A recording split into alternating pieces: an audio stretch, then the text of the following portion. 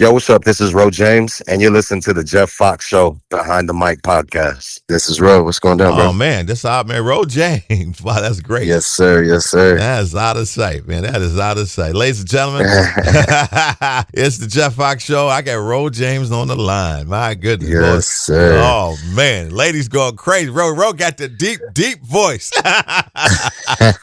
Yes, sir. What's going down, brother? Did you ever want to get into the radio game? You got that love man voice at the night. I definitely do. Actually, I want to do late night radio. It's coming. It's coming, man. I'm telling That'll be you. hard. It's so nice to talk to you, man. It really, really is. Likewise, brother. I know you've been busy. You just got off the road. Tell the folks about that tour you just got off. Oh, yeah. I was on the road with my bro, October London and Tamar. And Yeah. this guy, Joe Leone, a new guy. He's fire. Oh, sure. Yeah, man. Yeah, it was great. I know Joe. I just talked to Tamar, and, Yeah. of course, October, but that sounded like a fun group to be around. I saw you online promoting it. It looked like you Yeah. guys, had a good time. Tell the folks the dynamic of going on tour with multiple artists. You guys are hanging out. What's that lifestyle really, really like? It's interesting, man. I feel like everybody personality-wise mesh pretty well.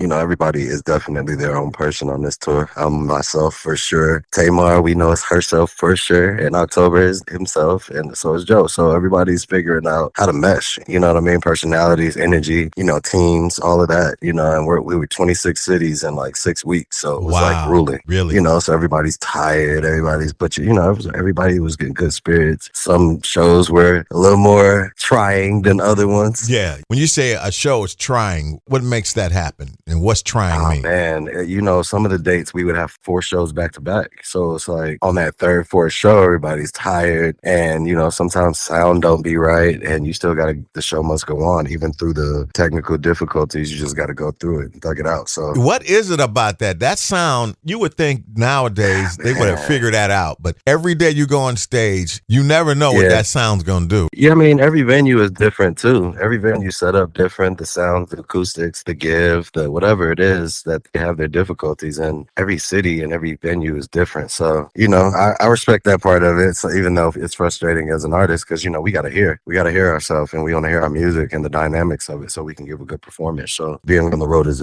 learning how to navigate through those moments where it's unsure and still put on the show. Have you ever performed at a show where the sound was perfect, the band was on point, your voice, the way you felt, everything was on point, everything was like a perfect storm, everything just met?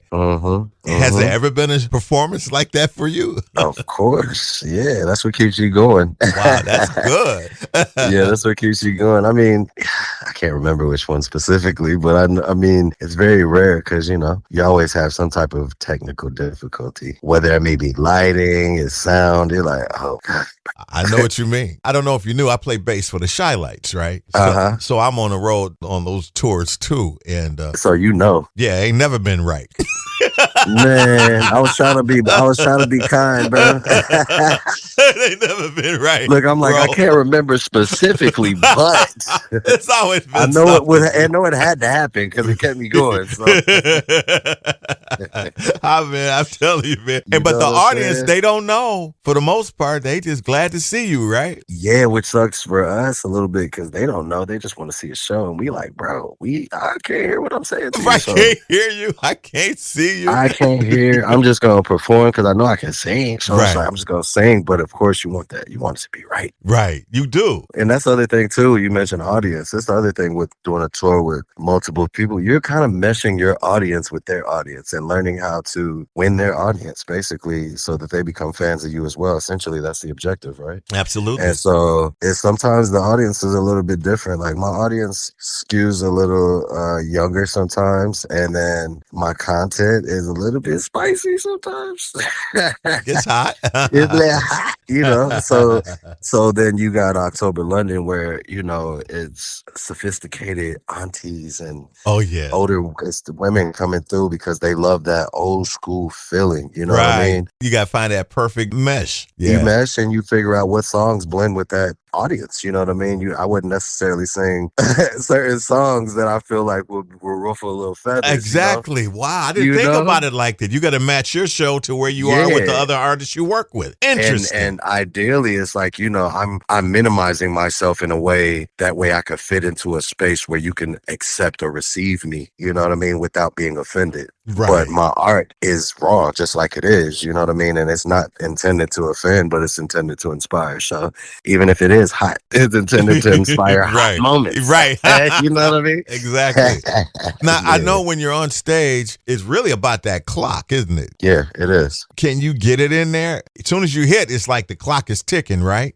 For me, man, for the past few years, I've been doing kind of track dates, and I have band in between there Right. because my band date is a band date. Like it's an hour set and it's a full band. And you got to pay that bread.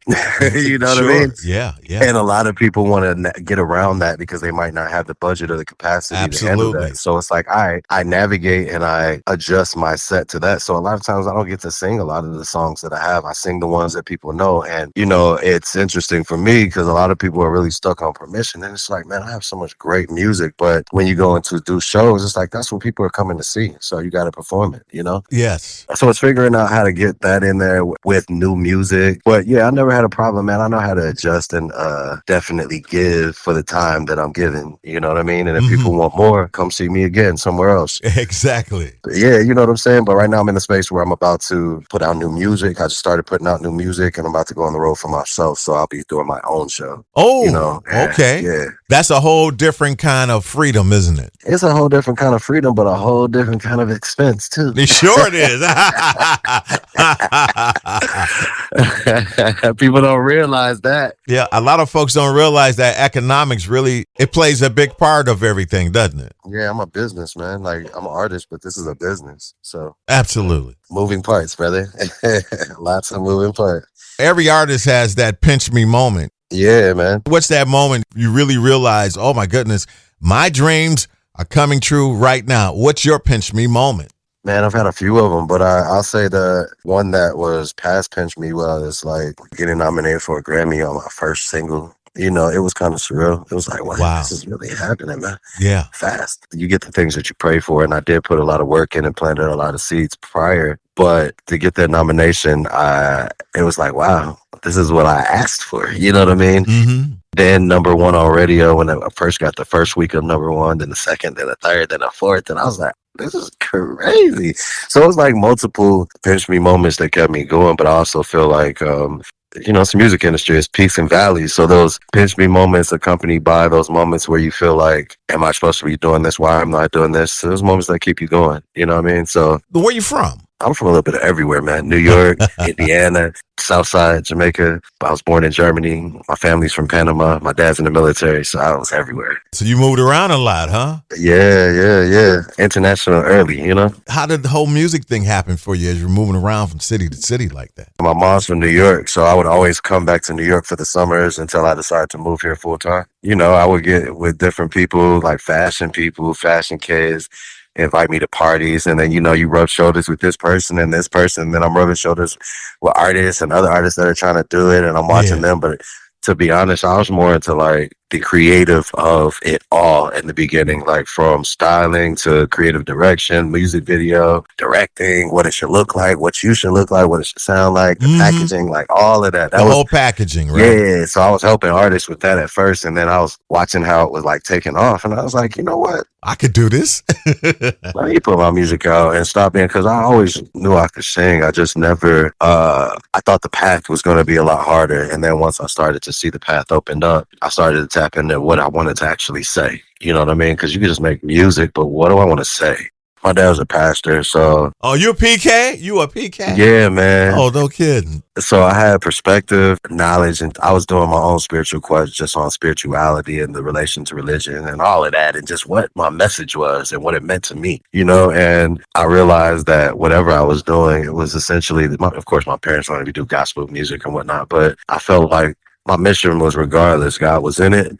And no matter what I wanted to do, it was still spreading that message of love and God, regardless, and in any capacity that I do, whether I'm talking spicy or not, it's still Yeah. God in it. Mm-hmm. Why you always want to write love songs? Write some songs about the condition of the world or what's going on. Right. Just started to write on my first breakup. That was my first real experience. And from there, I just never stopped. And just started to meet people, met like a whole bunch of Trey songs, Miguel, Luke James, BJ Chicago Kid, all those my homies. And that's something. Just watching them inspired me helping, me writing, just trying to write amazing music, make sure I'm telling my story. So I really got started and just had a great vision about what I wanted to say and who I was as an artist before anybody could try to tell me who I was. Mm-hmm. I had great perspective being able to travel all over the world early before anything and be able to be exposed. You saw the world way before you went on tour. Yeah, and my auntie is Rosie Gaines. She sung with Prince, the song Diamonds and Pearls. Yeah. That was your aunt? Yeah, that's my auntie. So just watching her be able to just travel and Wow. perform with Prince and do all those great things, and she plays every instrument, and just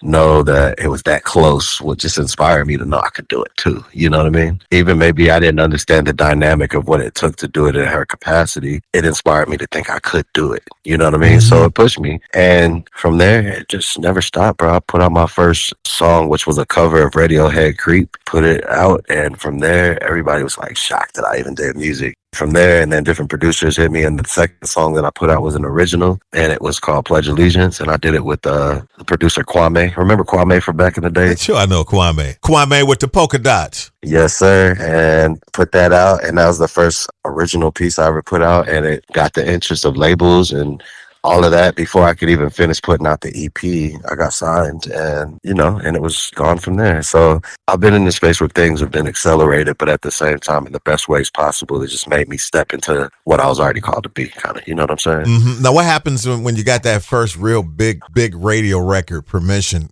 And I know about it from being on the radio side, how we played that over and over again. Yeah, they still play it, man. It Sure still they keeps do. getting synced. It's still up and rising. Like people, it comes up, and I watch because I see the differences in the numbers and whatnot. But that first hit was I fought that, to be honest, because I felt like it was so simple according to what I felt my mission of what I wanted to say was. I wanted to be more rock, hip hop, R&B with a country twist. You know what I'm saying? Mm-hmm. I had this specific idea and vision of how I wanted to be received. Permission, I felt like, was a little more leaning into super R&B, and I didn't want to get pigeonholed, so I was fighting it. And Mark was, he was on me. He believed in the record, and I just like let him do what he had to do with it, and it was great from there. Like it just never stopped. And Right. I did that with my guy Verse Simmons. He and I wrote it, and then Sounds, who goes by BMW Kenny now, he produced it. So.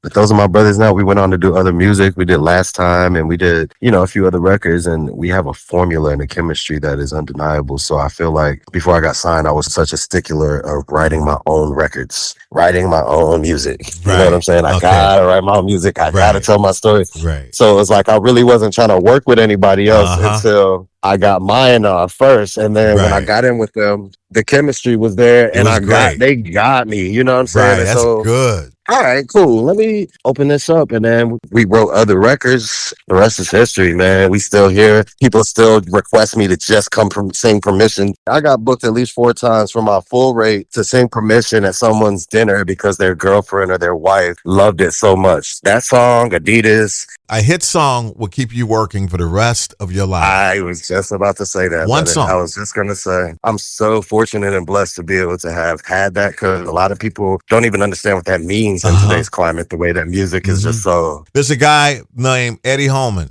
He did a song in the 70s called Hey There, Lonely Girl. Lonely Girl. Yeah, I like that Exactly. song. That one song has taken him around the world 30 times. That's beautiful. And when he sings that song, they got to stop the show because people just go crazy. Oh, of course. So when you have a hit record, that means you have made your mark and people know you, and they will always know you. I always wanted to ask you about that record. Yeah. How did they get the Willie Hutch sample? What made you go in that direction? That's from the Mac. Oh, yeah. To be honest, that producer did that before. That was the track that was submitted. So we were writing to that. It's amazing. When you did that, that tapped into a whole nother demographic. It tapped into the people that was familiar with the record or with that record from back in the day. Yeah. And I didn't even know. So when I heard that, I said, oh, yeah, that's my jam. Uh-huh. Brothers gonna work it out. brother's gonna work it out. And you know, there's a lot of people that sample that record, so a lot of people was coming at me like, "Wow, you sampled a Lloyd record. That's Willie Hutch, baby. You sampled Dr. Dre." I'm like, "Nah, baby, you gotta go to the original. You gotta go to original, baby. You gotta go to Willie Hutch. Original. Max Julian, the Mac. That takes it back to the early 70s. Yes, sir. That lets you know music is always coming around again. You were still saying something in that track. I was still saying something, bro. Brothers gonna work it out. You were saying it. Because the objective was like, there was a lot of things going on at the time with the Me Too movement, women feeling objectified. It was like, how do you make a woman feel sexy and still approach her nowadays without her feeling like you being too much or misogynistic or Got to get you your gotta permission. ask for permission. You gotta ask for it. You gotta ask for it.